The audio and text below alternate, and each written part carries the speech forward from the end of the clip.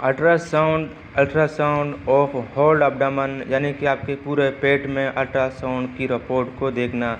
तो यहाँ पे सबसे ऊपर लिखा होगा पेशेंट नेम का नाम यानी कि मरीज़ का नाम हाजरा है और डॉक्टर ऑफ आज़म है। और उसके बाद रेफ़र बाय, यानी कि किसके पास लेके गए हो, कौन से डॉक्टर के पास लेके गए हो, ये रेफ़र बाय। फिर इसमें लिखा होगा डॉक्टर नसरीन, यानी कि हाजरा को डॉक्टर नसरीन के पास चेकअप के लिए लेके गए हो। इसके बाद यहाँ पे लिखा होगा सीरियल नंबर का माना है, यानी कि इस टेस्ट का जो सीरियल नंबर होता है, कोड नंबर होता है, वो है 5116, ये इसका कोड नंबर है। इसके बाद फिर लोकेशन यानी किस बेस पे, किस रुख पे लेके गए हो। तो यहाँ पे लिखा होगा ओपीडी या फिर बेड पे या फिर एडमिशंस या फिर यानी कि इमरजेंसी, जो भी चीज़ लिखा होगा। लोकेशन का माना है किस बेस पे आप इसको लेके गए हो, वो यहाँ पे लिखा होगा ओपीडी, यानी कि ओपीडी पे आप इसको लेके गए हो। इसके बाद यहाँ पे लिखा होगा डेट, यानी कि तारीख 8/8/2020, यहाँ पे तारीख लिखा होगा। और फिर ये अल्ट्रासाउंड ऑफ होल्ड अब्डामन, यानी कि आपके पूरे पेट में अल्ट्रासाउंड को देखना।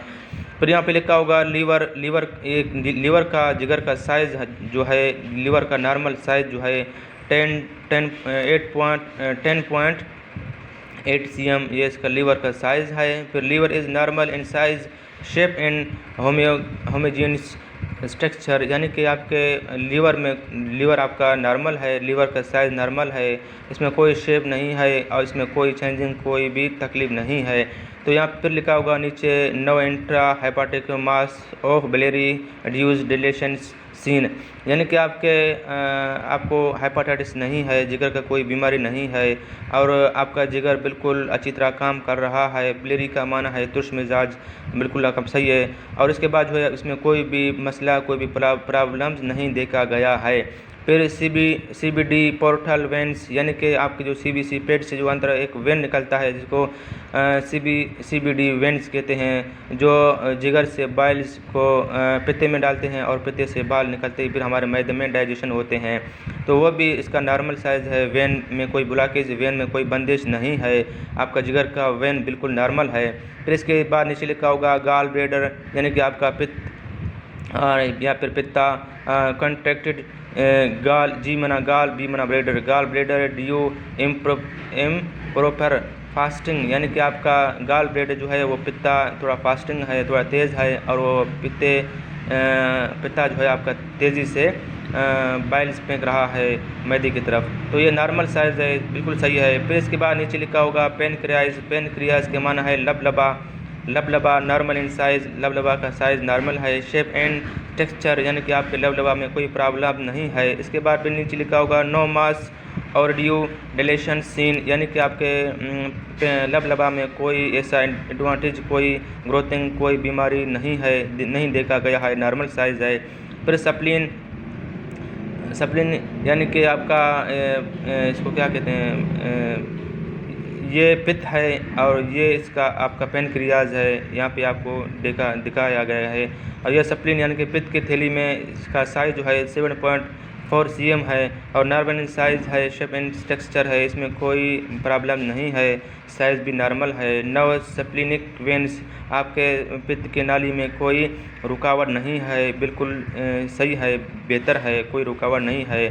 तो नो फ्री फ्लूइड और इनलार्ज्ड पेरा आर्टिक न्यूडीज सीन्स, यानी कि आपके पित्त की थैली में कोई साइज़ बड़ा नहीं है, इनलार्ज्ड का मान है साइज़ बड़ा नहीं है, इसमें कोई फ्लूइड्स का मान है, कोई पानी और कोई एडवांटेज, कोई फ्लूइड्स जमा नहीं हो रहा होता है और ये इसमें कोई भी प्रॉब्लम सीन यानी कि देखा नहीं गया है।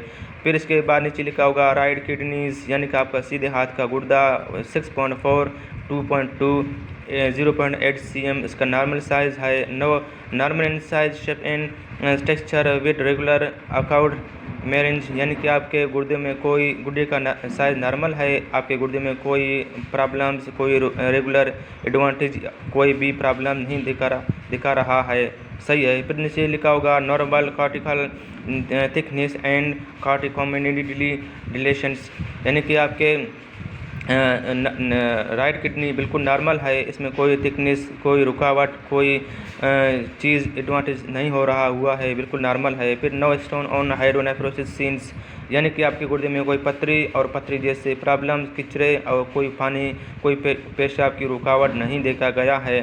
फिर लेफ्ट किडनी 6.0, 2.3, 0.8 cm है, यानी कि ये इसका नॉर्मल साइज़ है आपका लेफ्ट किडनी का।